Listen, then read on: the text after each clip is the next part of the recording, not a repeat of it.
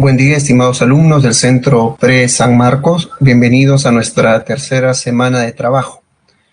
Bueno, para esta ocasión el tema de comportamiento se vuelve a repetir respecto de la semana 2, solo que vamos a cambiar de bases. Es decir, vamos a emplear las bases sociales para explicar el comportamiento, ¿no? La semana anterior hablamos de las bases biológicas del comportamiento.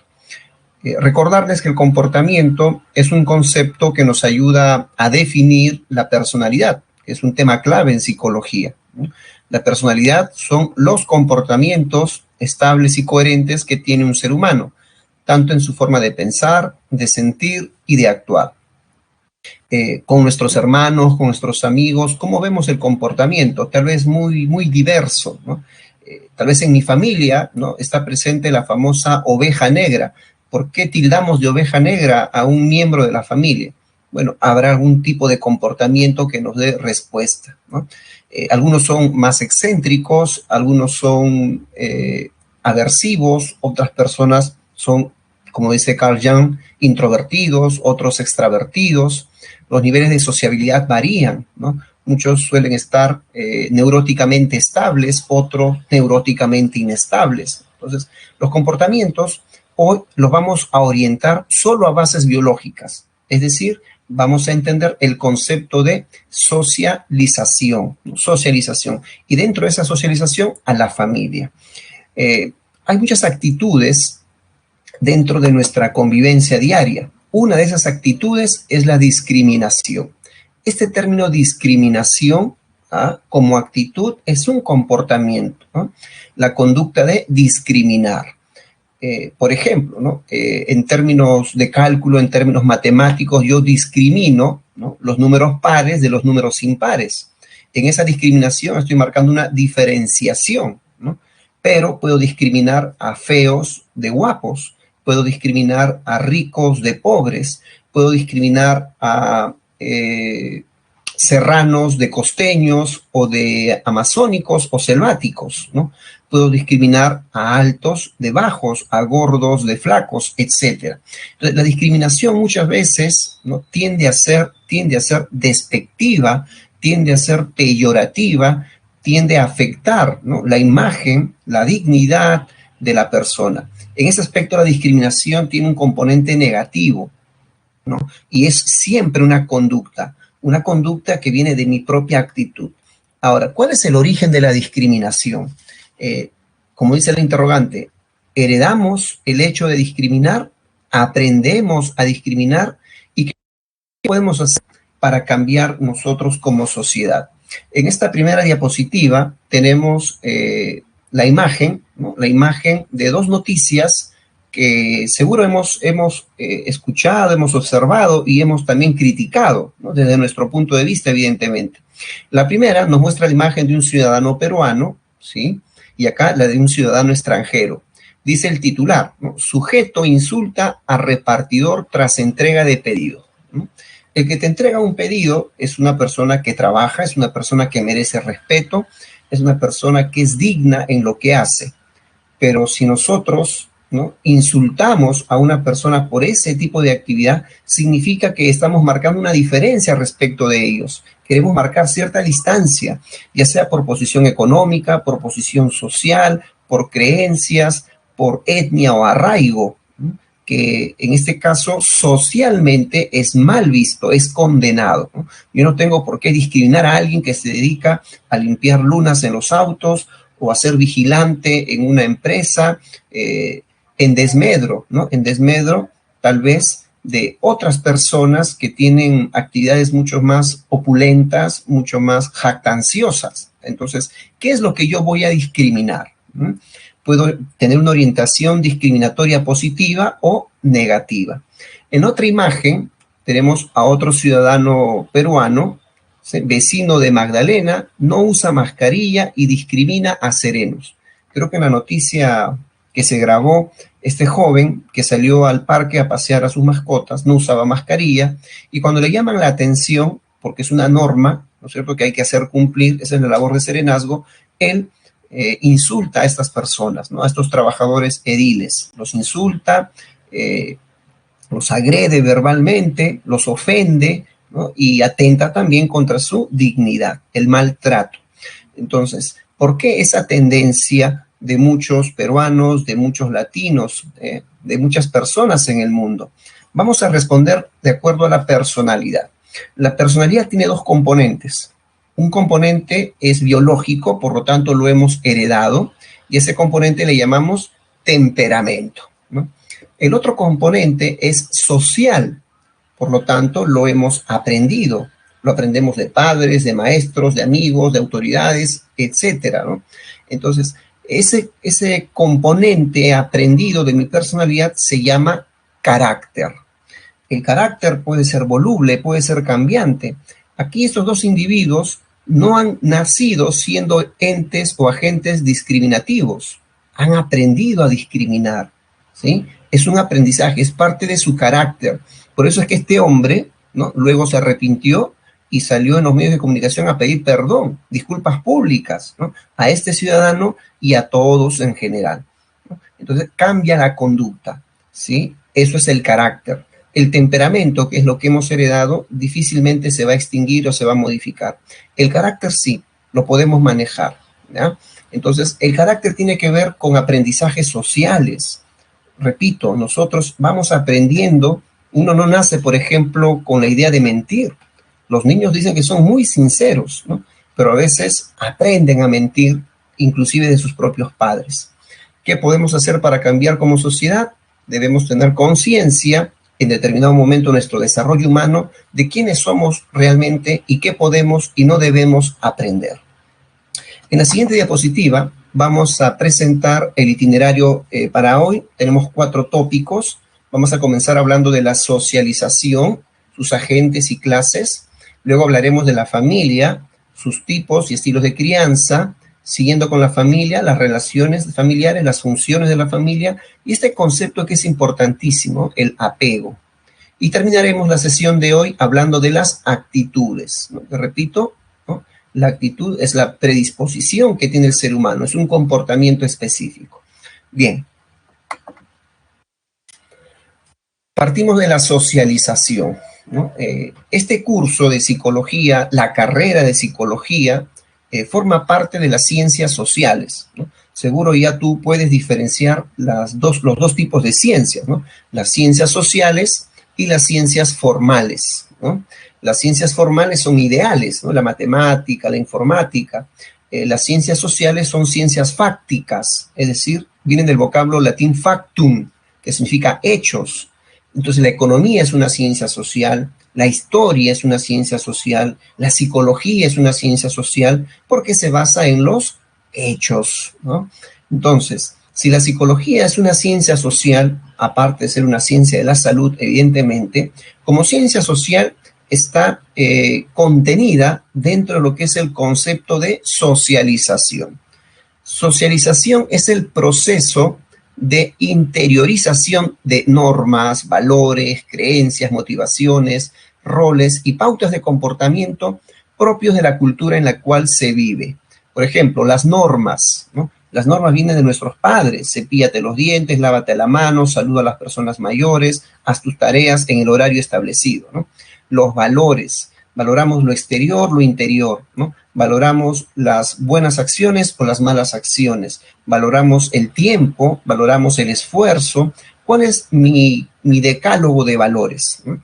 Luego vienen las creencias, ¿no? Yo también me hago fuerte en mis creencias, sean mis creencias religiosas, sean mis creencias ideológicas o doctrinarias, creencias políticas, espirituales, etcétera.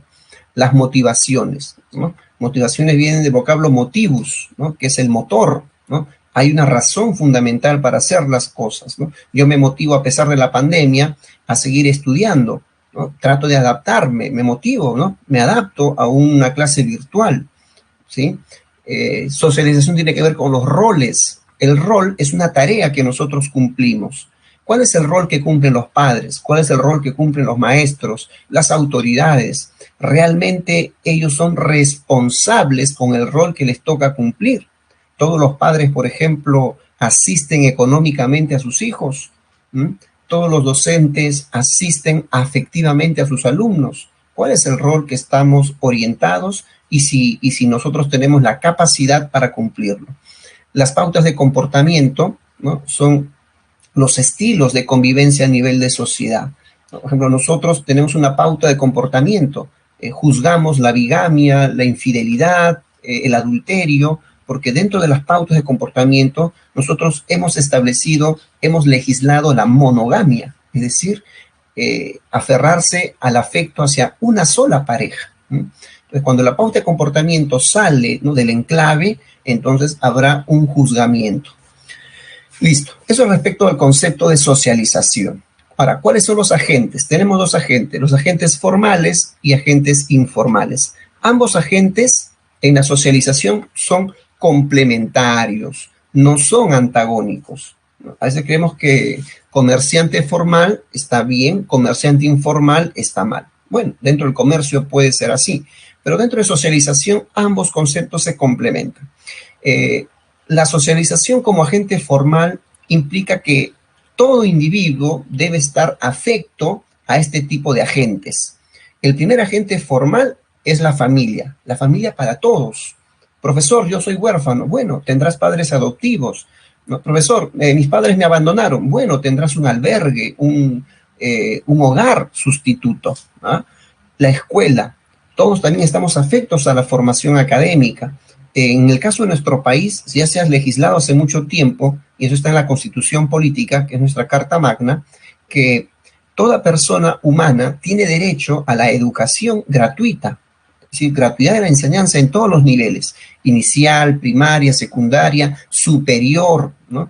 El Estado promociona becas inclusive. Por eso San Marcos, ¿no?, es una muestra latente de la gratuidad de la enseñanza a nivel superior. Pero además de los agentes formales, existen estos complementarios que son agentes informales. Se les llama así porque el alcance, ¿no?, de este agente o de estos dos agentes va a depender en realidad del individuo, ¿no? El primer agente informal es la sociedad, y la sociedad nos brinda una serie de oportunidades, algunas positivas y otras no tanto, ¿no? Por ejemplo, en sociedad, si yo cometo un error, por ejemplo, por necesidad, vamos a decirlo así, cometo un delito, un hurto, entonces voy a la cárcel, ¿no? La cárcel tiene, ¿no?, el fundamento, el criterio de ser reformatorio para la persona, que yo en un tiempo establecido me pueda reinsertar en la sociedad. Pero a veces la sociedad no te da ese tipo de instituciones con mala intención, ¿no? Más bien, llegas tú a una cárcel y en esos meses que estás ahí recluido, te vuelves más experto en el crimen, ¿no?, en la criminalidad, ¿no? Aprendes más cosas. Eso es lo que la sociedad te podría ofrecer en el aspecto negativo.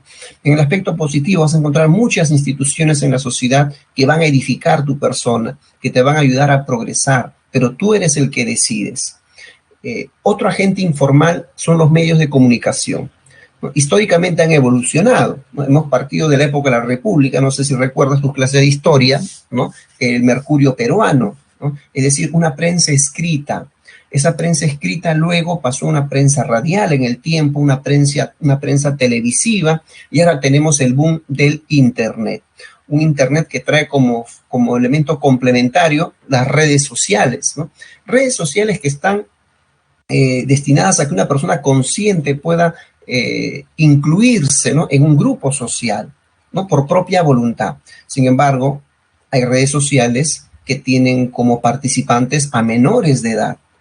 Profesor, ¿y eso es posible? Bueno, muchos padres de familia le han creado a sus hijos menores de edad una cuenta en redes sociales cuando eso no es legal, no es legal. ¿Sí? Han fraguado, ¿no?, han adulterado, por ejemplo, la fecha de nacimiento para que pueda tener acceso a una cuenta. Entonces, ¿cuántos de nosotros leemos la política de privacidad de una red social? Estamos expuestos a esos comentarios en el chat. Ahora cualquier persona puede tomar un pantallazo a tu chat y listo, ¿no? Ya perdiste la noción, ya no es privado tu chat. Si subes una foto en tu cuenta de Instagram o de Facebook o un vídeo, ¿no?, donde exhibes tu anatomía en TikTok o compartes por WhatsApp algún video íntimo con tu pareja, no tengas la seguridad de que eso va a quedar ahí, ¿no? En Internet circula mucha información que la persona no ha autorizado, ¿no? ¿Por qué? Porque no has leído las políticas de privacidad. Estas redes sociales nos hacen responsables del contenido que tú voluntariamente compartes, ¿no? Por eso es informal, ¿no? Se deja a criterio de la persona. Pero es cuestión, ¿no?, en ese criterio de cómo empleamos las redes sociales, ¿no? Hay gente que utiliza el Facebook, por ejemplo, para promover un servicio. Yo tengo colegas que por Facebook, por sus cuentas de Facebook, ofrecen clases particulares, ¿no? Hay gente que por redes sociales hacen negocio, ¿no?, o compran, ¿no es cierto? Porque no todo es entretenimiento. Hay gente que ha sabido darle otro tipo de utilidad, ¿ya? En fin, los medios de comunicación tienen como objeto informar, tienen como objeto educar y crear conciencia. Luego tenemos los tipos de socialización. Nosotros vamos avanzando en la socialización según los años de edad, ¿no? Cuando niños estamos afectos a una socialización primaria, es decir, nuestros padres y nuestros maestros también son responsables de nuestra socialización a través, evidentemente, de la educación, ¿no? Imparten ciertas normas, ciertos valores, la disciplina que es tan importante. De manera que vas madurando y llegas a tu edad adolescente, a tu edad adulta, eres un adulto joven y puedes en tu socialización secundaria establecer relaciones afectivas, establecer una conducta hacia la formación académica. No es a pensar que todos tienen como meta la universidad. Muchos están esperando acabar el colegio para ponerse a trabajar. Son realidades diferentes. Eso ya será parte de tu socialización secundaria. Si decides ser profesional, si decides tener una familia, etcétera. Y después algunas personas tienen que resocializar. Algunos de manera forzosa, otros de manera voluntaria. En la resocialización, el adulto, porque eso no afecta a niños, los adultos deciden, ¿no?, deciden cómo, ¿no?, realizar actividades que le permitan a ellos una expansión, ¿no?, de su propia vida, una mejor realización personal. Por ejemplo, un alumno universitario que cursa el 7º, el 8º ciclo, se le presenta la oportunidad de una beca en el extranjero, ¿no?, o un intercambio educativo, por ejemplo, en Japón. Entonces, si tú quieres aspirar a esa beca, a ese intercambio, tendrías que resocializar, ¿no?, aprender el japonés o el inglés, que es ¿no?, el lenguaje universal. Tendrías que adaptarte ya en Japón a una explosión demográfica, es decir, a un país pequeño con una gran población. Tendrías que adaptarte al menú o la dieta que allá será diferente a la cual tú estás acostumbrado, a los horarios de trabajo, a las normas sociales. Si decides por ahí comprarte un automóvil en Japón, las reglas de tránsito van a ser distintas a las que tenemos aquí en el Perú. Es más, la misma destreza en el manejo, el timón aquí está a la izquierda, allá en Japón está en la derecha. Tendrías que adaptarte a eso también. Entonces, a eso le llamamos resocialización.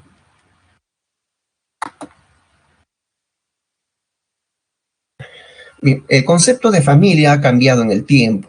Cuando yo era pequeño, hace muchísimos años, en la primaria, tengo memoria que la familia se definía en los textos escolares como la célula básica de la sociedad, ¿no? Esta tercera viñeta, célula básica de la sociedad.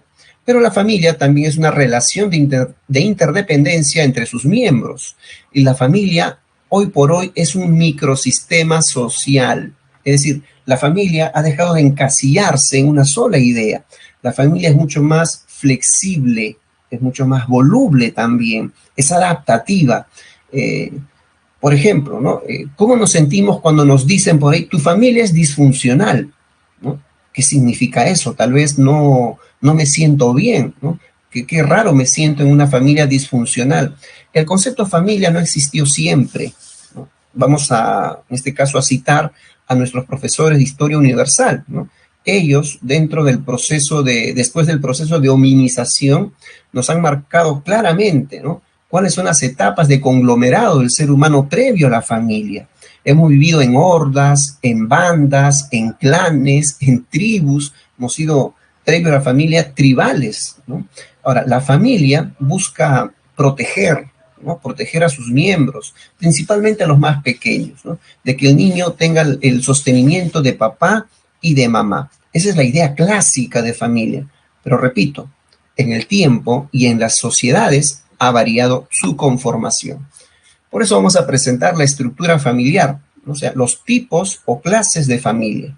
Tenemos la familia nuclear o elemental, es una familia básica. Observas en la imagen, está papá, mamá y los hijos. Los hijos en esta familia pueden ser biológicos o pueden ser adoptivos, ¿sí? No hay diferencia en ese aspecto.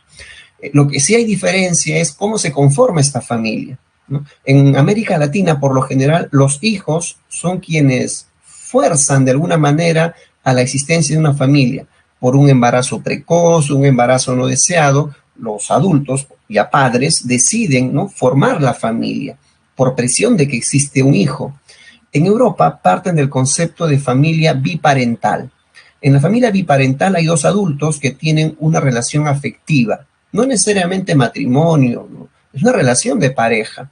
Esta familia biparental necesita un tiempo, ¿no?, para realizarse como pareja, y en su idea de familia, familia biparental, dos adultos que van a ser padres en algún momento, van planificando, ¿no?, la concepción de los hijos. Por eso estas relaciones de adultos en Europa, si tú los ves, ¿no?, viajan, se compran ropa, asisten a compromisos, se compran una casa, un auto, tienen mascotas, pero después de disfrutar, ¿no?, su etapa de trabajo, de estudio, como pareja, recién deciden por los hijos, ¿no? Es un camino, ¿no?, tal vez mucho más certero, mucho más maduro de la idea de una familia nuclear. Sí, Alexandra, ¿no? Sí. ¿No? Sino que el término biparental, para nosotros, en nuestra realidad, es muy escasa ver modelos de familias biparentales en América Latina, ¿no?, como un concepto idiosincrático, ¿no?, que nos defina, ¿no? No es así. Luego tenemos a la familia uniparental o monoparental, ¿no? Es la familia donde los hijos tienen la protección de uno de los dos progenitores, sea papá o sea mamá, solo uno de ellos, ¿ya? Ahora, las razones para esto pueden ser diversas, generalmente puede ser el, la viudez, ¿no?, la pérdida de uno de los dos padres, puede ser el divorcio, la separación, el abandono, ¿no?, el que no reconocen a los hijos. Es más, hay algunas mujeres que ni siquiera saben quién es el papá, ¿no? Entonces se dan casos como estos. Al final, los hijos terminan bajo la tutela de uno de los dos padres.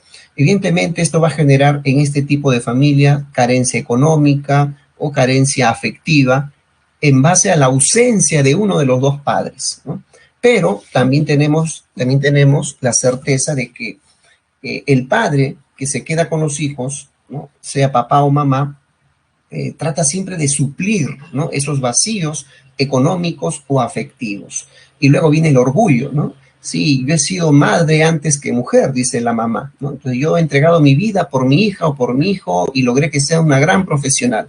Entonces los hijos se sienten orgullosos de ese papá o de esa mamá que los cuidó, ¿sí? Entonces el sentimiento de orgullo positivo es recíproco entre padres e hijos, ¿no? Sí se pudo. Luego tenemos a la familia extensa o ampliada, ¿no?, cuyo número también es muy numeroso en América Latina, ¿no? Hay muchas, el estilo, al menos en el Perú, de vivir de forma extensa o ampliada es abrumador, ¿no? En una casa, por ejemplo, yo que he participado un par de veces en censos, en una vivienda encontraba 5, 6, 7 familias nucleares en una sola vivienda, ¿no? Entonces, hablamos de una familia extensa. Uno para todos y todos para uno. Ese es el objetivo, ¿no? Uno para todos y todos para uno. Pero también tiene su lado negativo. Por ejemplo, el hacinamiento que viven estas familias. Yo recuerdo un sketch del programa Al Fondo Hay Sitio, ¿no? Es una serie peruana donde hay 6 personas que viven en el mismo hogar y a las 6:30 AM están con su papel higiénico, con su toalla, con su cepillo, su pasta dental, con su jabón, haciendo cola, las 6 personas para entrar al mismo baño, ¿no? Disputándose el turno, ¿no? 6:30 AM para irse a estudiar o irse a trabajar. Entonces, ahí está el hacinamiento, ¿no?, la incomodidad, los espacios reducidos, como las cárceles, ¿no? Una cárcel en el Perú tiene un camarote, eso nos dice que ahí deben dormir 2 reos, pero si tú visitas la cárcel no encuentras a 2, encuentras a 10 reos. Eso es hacinamiento. Otro problema de la familia extensa que deben afrontar es la pérdida de autoridad de los padres. Como en estas familias viven padres, hijos, abuelos, nietos, cuñados, cuñadas, suegros, suegra, muchas veces tienen que los padres salir a trabajar y en su ausencia los hijos se quedan bajo el amparo de los abuelos, ¿no? Entonces los abuelos despiertan a los hijos, a los nietos, perdón, les dan el desayuno, los llevan a la escuela, los recogen de la escuela, ya le han preparado sus alimentos, les dan de almorzar, los acompañan en las tareas, ¿no? Durante todas esas horas del día son los abuelos los responsables de los nietos. Estos nietos crecen bajo las normas del abuelo y de la abuela. Cuando papá y mamá llegan en la noche, muchas veces quieren imponer, ¿no?, su criterio para educar a los hijos, pero ya los hijos tienen ya una idea muy bien formada de las normas del hogar. En este hogar manda mi abuelo, esta es la casa de mi abuelo. Y bueno, y es por eso que volvemos a marcar la diferencia con Europa, ¿no? El abuelo aquí en el Perú es un abuelo chocho, ¿no? Un abuelo que engríe, un abuelo sobreprotector, un abuelo que encapricha a sus nietos. Porque el abuelo tiene en su subconsciente la idea de que tal vez fue un mal padre, pero se va a sacar la espina con los nietos, ¿no? Los nietos son su segunda oportunidad para ser buenos padres. El abuelo europeo piensa diferente. El abuelo europeo dice, yo soy padre de mis hijos, no soy padre de mis nietos, así es que no me traigas a los nietos a casa porque no los voy a cuidar, ¿no? Los iré a visitar de cuando en cuando. Y entonces, roles diferentes. Luego tenemos la familia reconstituida o ensamblada, ¿no? Esta es una familia fusionada. Se entiende también como la familia de la segunda oportunidad de los hogares monoparentales. Acá tenemos una señora con sus dos hijos, ¿ah? Y acá tenemos un señor con sus dos hijos también. Ambos son hogares monoparentales que se van a fusionar y van a reconstituir un solo hogar, ¿no? La mujer dice los míos, los tuyos, y ahora solo faltarían los nuestros, ¿no? De ser posible. Ya no serían una familia de 6, ya no sería una familia de 7, ¿no? Si esta pareja tuviera hijos en común, porque estos hijos tienen otros padres, ¿no? Por ejemplo, estos dos muchachos tienen su madre biológica, estos dos jóvenes tienen su padre biológico, ¿no? Entonces, para estos dos jovencitos, este señor, que es la pareja de su mamá, se convertirá en su padre putativo, más conocido como padrastro. Para estos dos jovencitos, ¿no?, esta señora, que es pareja de su papá, se convertirá en su madre putativa, es decir, en la madrastra. Y así tenemos una reconstitución de hogar. Ahora, pero no siempre los hogares reconstituidos unen a un hogar monoparental con otro hogar monoparental. Puede ser que esta señora, con sus dos hijos, ¿no?, viuda o separada, quiera reiniciar su familia con un hombre que no tiene hijos, ¿no?, o que simplemente pues es soltero. Recuerda que soltero o casado es la condición civil, ¿no?, que difiere mucho de la paternidad, ¿no? Hay gente que es soltera con hijos y soltera sin hijos, ¿no? Bien, entonces hay dos posibilidades para reconstituir familia, ¿no?, con otro hogar monoparental o con una persona soltera. La ventaja de este hogar es que se van a suplir esos vacíos tanto afectivos como económicos de los hogares monoparentales, ¿no? Otra ventaja de este tipo de familia es que aparece, ¿no?, el rol, ¿no?, el rol paterno que estuvo ausente o el rol materno que estuvo ausente en la figura del padrastro o la madrastra. Pero tiene también sus riesgos, ¿no?, o efectos negativos, ¿no? Hay muchas denuncias, por ejemplo, de casos de maltrato psicológico, maltrato físico, violación sexual, ¿no?, por parte de madrastra y de padrastro hacia los hijos de la pareja. Por eso deben tener mucho cuidado a la hora de decidir, ¿no?, quién será tu nueva pareja. Tienen que filtrar muy bien este dominio, ¿no?, de la nueva pareja. Ahora, lo recomendable es que si quieres reconstituir tu hogar, los hijos sean menores, 5 años hasta 8 años, pueden llegar a querer al padrastro o a la madrastra, ¿no? Es un poquito complicado, ¿no?, que esta señora pueda rehacer su vida con otro hombre cuando tiene hijos adolescentes. Los adolescentes son mucho más renuentes, ¿no?, a aceptar que mamá o papá tengan otra pareja, más aún cuando el padre ausente o la madre ausente los va a visitar, ¿no?, o los fines de semana por régimen de visita los lleva a pasear por ahí. Entonces es un conflicto que los adolescentes no superan con facilidad, ¿no? Por eso es deseable que los hijos sean pequeños, ¿no? Bien. Ahora, ¿cuáles son los estilos de crianza? ¿No? Tenemos 4 estilos de crianza, ¿no? Vamos con el hogar del macho alfa. Ojo que, bueno, el término macho alfa puede asignarse al hombre o la mujer en realidad, ¿no? La mujer en los hogares del Perú se ha empoderado muchísimo. Entonces, podemos tener una familia autoritaria. El autoritario puede ser papá o puede ser mamá. Esa figura autoritaria es una figura despótica, es una figura imperativa, sancionadora, que restringe, que cohíbe, que vuelve sumiso a los hijos. Entonces los hijos terminan temiendo a los padres. Por lo tanto, en este hogar autoritario hay mucho control y poco afecto hacia los hijos, ¿no? Luego tenemos el hogar permisivo, ¿no? O indulgente, un hogar que perdona demasiado, ¿sí? Miren cómo papá y mamá son sumisos frente al hijo, ¿no? Entonces, el hijo llega del colegio, papá, ya llegué, muy bien, hijo, ponte a hacer las tareas. Papá, estoy cansado. Bueno, pero tus tareas son importantes. Papá, voy a jugar y cuando regreso hago mis tareas. Está bien, hijo. ¿Lo prometes? Sí, papá, lo prometo con el corazón. Cuando el hijo se va a jugar, regresa más cansado todavía y no hará las tareas. Entonces, aquí quien tiene la palabra final es el hijo, ¿no? Y los padres se someten a la voluntad del hijo. No es correcto. Es un hogar permisivo, un hogar donde hay demasiado afecto y poco control. Profesor, ¿y por qué los padres engríen demasiado a los hijos o encaprichan demasiado a los hijos, los complacen, son indulgentes? Muchas veces porque los padres cargan cierta culpa, ¿no? En su rol de padres. Un padre que abandonó a los hijos o al hijo, una madre que es muy violenta, muy agresiva con los hijos. En esa permisividad creen que están supliendo, ¿no? Sus errores, sus faltas. Luego tenemos el hogar desapegado o llamado también desinvolucrado, ¿no? Es un hogar negligente porque los padres abandonan a sus hijos, viven en el mismo hogar, ¿no? Pero les importa muy poco las necesidades de los hijos. Ellos ven prioritarios sus propias actividades, sus propios intereses, ¿no?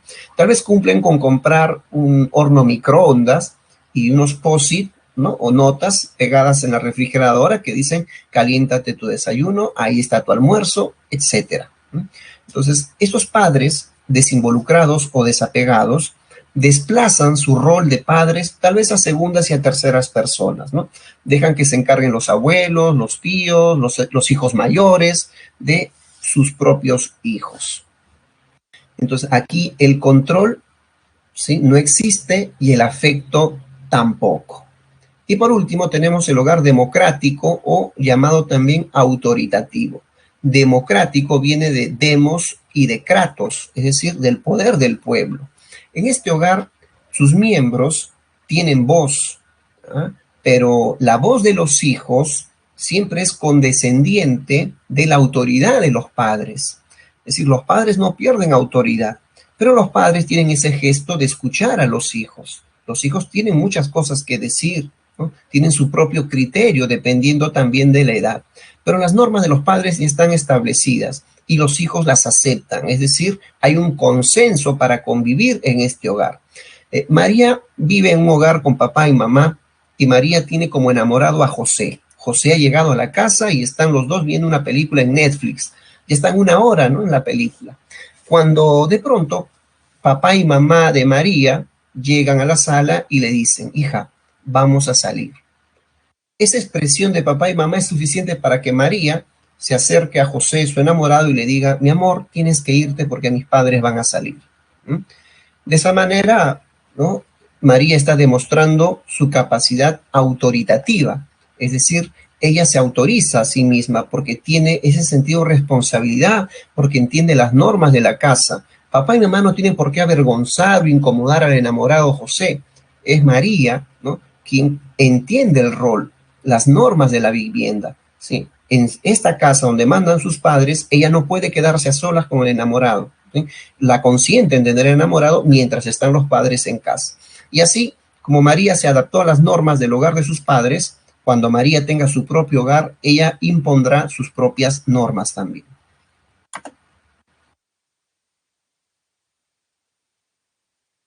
Ahora, vamos con las funciones de la familia, ¿no? Bueno, aquí en la diapositiva nos marcan 6 funciones. La primera función es la función reproductiva, es una función biológica, ¿no? Entendemos que esta pareja, ¿sí?, tiene una relación afectiva y producto de ese afecto conciben a un hijo, ¿no? Entonces, en todo ese proceso está presente la función afectiva, que se va a prolongar después del nacimiento de los hijos y en los años posteriores. Es importante sostener el afecto. Por eso es que la función afectiva es la función más importante de la familia. Esa función afectiva le va a permitir a los padres proveer, ¿no?, de complacer las necesidades de sus hijos. Los padres cumplen el deber, ¿no? Y en ese deber deben otorgar protección económica, alimentación, vivienda, vestido, salud y educación más adelante a sus hijos. También debe cumplir una función educativa. Aquí no estamos hablando del colegio, de la escuela, de la universidad. El rol o función educativa de los padres frente a los hijos implica las normas, los valores, la disciplina, la moral, ¿no?, para los hijos.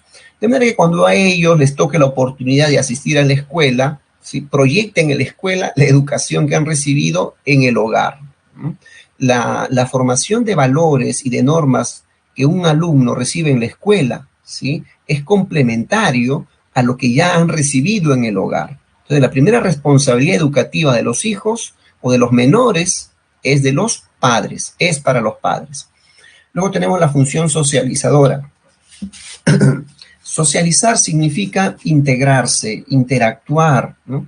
Hay infantes, ¿no?, de 0 a 3 años que tienen la ocasión de socializar a muy temprana edad, ¿no?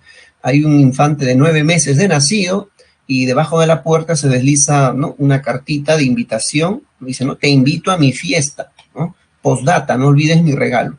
Tiene 9 meses y ya está yendo a una fiesta, ¿no? Tal vez no tiene conciencia de lo que ahí sucede, pero en los años posteriores, cuando tenga 4 años, 5 años, 8 años, vas a ver cómo se divierte en una fiesta infantil, ¿no? Con el payaso, con la torta, con la piñata, con la música, con los concursos, etcétera. Está socializando, ¿no? Es decir, ya no está circunscrito a su hogar nuclear, ¿no?, o a su hogar monoparental, sino que expande sus relaciones sociales con otros niños, con otras personas, en otros ambientes, en parques, en restaurantes, en cines, etcétera. Cuando es adolescente, ¿no?, sale con sus boyfriends, con sus amigos, con sus amigas, salen a un mall, ¿no es cierto? Algunos salen a comprar, otros solamente van a mirar, pero en las horas que comparten, socializan con otras personas también. Luego tenemos la función recreativa. ¿Qué significa recrear? Recrear es recuperar momentos importantes, ¿no? Por ejemplo, los domingos recreamos lo que no hemos podido hacer de lunes a sábado. Por ejemplo, el desayuno y el almuerzo del domingo es recreativo, porque en ese desayuno del domingo y en ese almuerzo del domingo está presente un integrante de mi familia que no lo hemos visto en toda la semana, ¿no? Al menos en ese momento de compartir. Nos referimos tal vez a papá o a mamá que trabajan. Entonces el domingo es una fecha especial para recrear ese momento. O las funciones recreativas tienen que ver con la integración.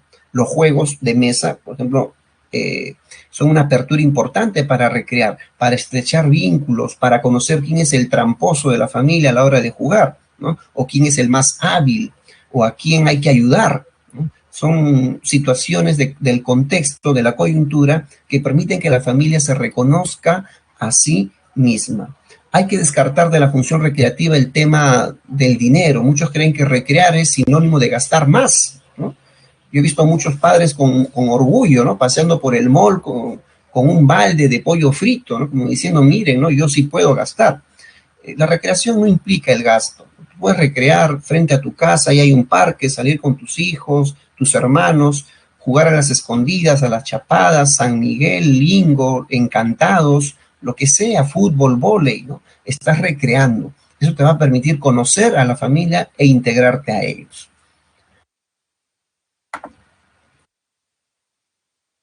Bien, dentro de la familia es importante rescatar este concepto del apego, ¿no? El apego surge desde que hemos sido concebidos, pero está más ceñido a la necesidad que tenemos de mamá, porque aún no hemos nacido, ¿no? Me refiero a la vida intrauterina, los primeros meses de vida.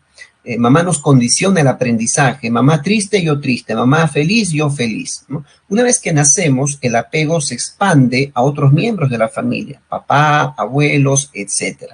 Entonces, el apego es un vínculo estrecho entre el niño y las personas que lo cuidan, ¿no?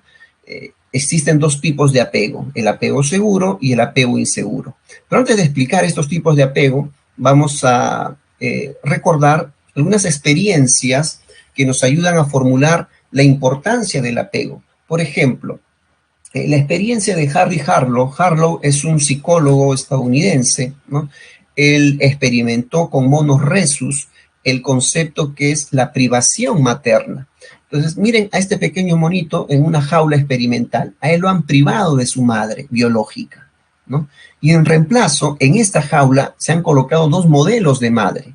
El primer modelo, ¿ya?, es una estructura de alambre que no se parece mucho a su mamá, pero que tiene el alimento que es un biberón con leche, que él necesita para sobrevivir. En otro extremo de la jaula está un muñeco de felpa, muy parecido, ¿no? Muy parecido a la imagen de la mamá que tienen los monos rhesus, ¿no? Pero esta madre no viene con leche, no viene con regalo, ¿no? Entonces, el apego se muestra, ¿sí?, por la preferencia materna que tiene, ¿no?, este pequeño animal, ¿no?, esta cría de macaco, ¿no? La referencia materna es importante para él sobre el alimento, ¿no? Claro, nosotros podríamos juzgar, profesor, pero si no come, no vive. Pero miren, ¿no?, el instinto de este animal es apegarse a la figura materna, ¿no? A eso le llamamos la privación materna. No puedes privar a un recién nacido de su madre, más allá del alimento, evidentemente. Otro experimento corresponde a Konrad Lorenz, es un biólogo de nacionalidad austríaca que experimenta con los gansos, ¿no? Él demuestra el aprendizaje en los gansos, que es un aprendizaje que él llama indeleble, ¿no? El impronta significa a la primera. Entonces, los huevos de ganso, una vez que eclosionan, le muestran al ganso, a esta pequeña ave, ¿no?, la figura materna. Por eso es que estas aves, estas crías de ganso, siguen a esta mujer, ¿no?, porque tienen la imagen de que ella es su madre, a pesar de que biológicamente existen marcadas diferencias. O estas aves de acá también, que siguen a este can como si fuera su madre. Evidentemente que no hay ninguna similitud física ni biológica, ¿no? Sin embargo, el impronta reacciona de esa manera. De ahí que se refuerza el concepto del apego. Ahora, un apego seguro y un apego inseguro. Diferencias. El apego seguro genera confianza en el niño. El apego seguro hace niños extravertidos, sociables. El apego inseguro genera ansiedad, ¿no?, genera timidez, genera rechazo. Muchas veces este apego inseguro hace que estos niños sean muy introvertidos, ¿no?, ensimismados, temerosos, pero ojo, son niños que van reprimiendo. En el tiempo, esa ansiedad, esa introversión puede generar respuestas violentas, ¿no?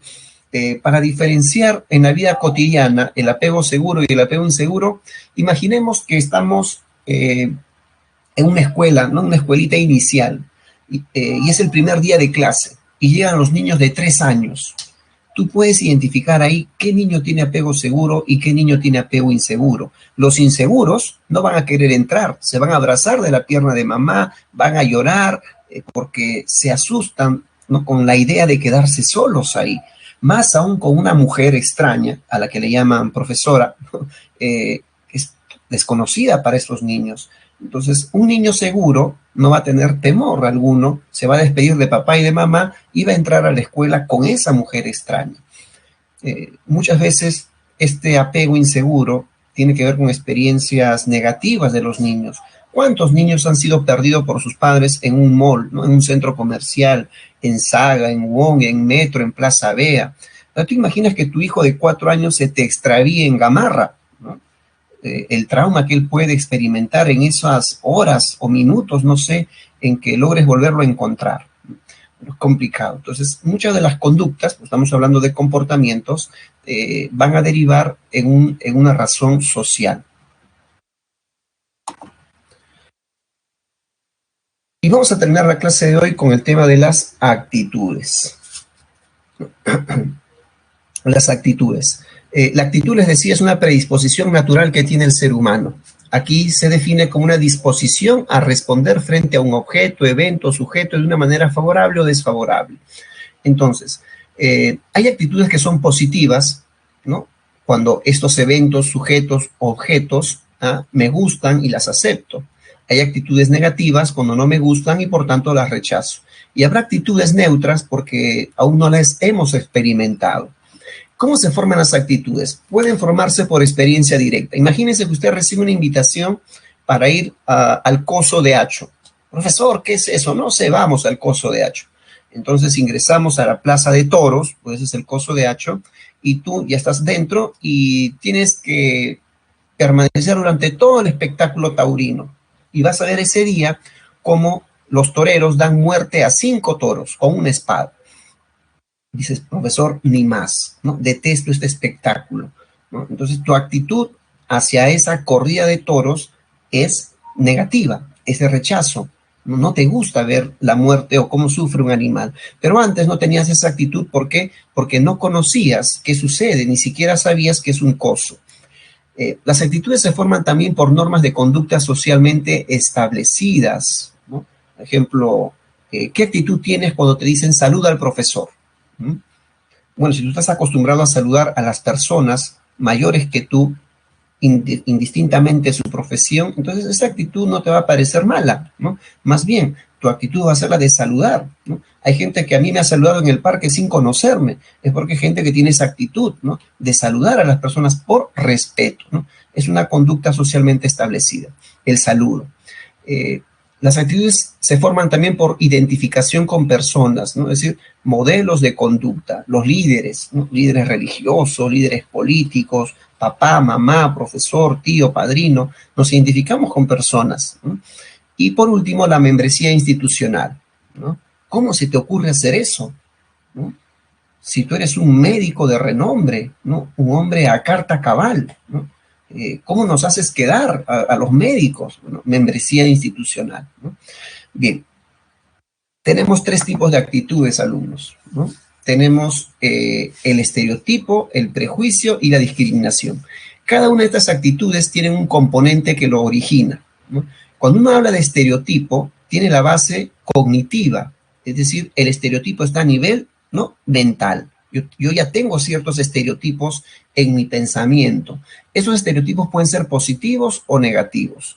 Un estereotipo es generalizador, ¿no? Por ejemplo, yo digo, los ingleses son puntuales. Puntualidad es positivo. Mi estereotipo es positivo. He generalizado que todos los ingleses son puntuales, pero en la práctica no creo que sea tan cierto, que todos sean puntuales, ¿no? Un estereotipo negativo, ¿no? Los colombianos son narcotraficantes. El narcotráfico es negativo, por eso el estereotipo es negativo. Pero por el hecho de que algunos colombianos hayan cometido el delito del narcotráfico, no significa que todos los colombianos lo sean. Pero manejamos ese estereotipo, ¿no?, de que todos los colombianos son narcotraficantes. Del estereotipo negativo, es decir, de mi creencia negativa, se desprende el prejuicio. El prejuicio también es negativo, pero es afectivo. ¿Por qué? Porque yo no puedo ser prejuicioso con alguien que no conozco, ¿no? Por eso hay un afecto importante. Yo soy prejuicioso, por ejemplo, con mi compañero de trabajo, con mi hijo, con mi pareja, con mi amigo, con mi vecino, ¿no? Con ellos establezco el prejuicio. Repito, es negativo y se desprende del estereotipo negativo. Y la consecuencia final está en el componente conductual, es decir, termino discriminando a las personas. Discriminar es una conducta. Entonces, yo tengo la noticia, ¿no? La policía captura banda de narcotraficantes colombianos. Entonces, yo generalizo y digo, ¿no?, los colombianos son narcotraficantes.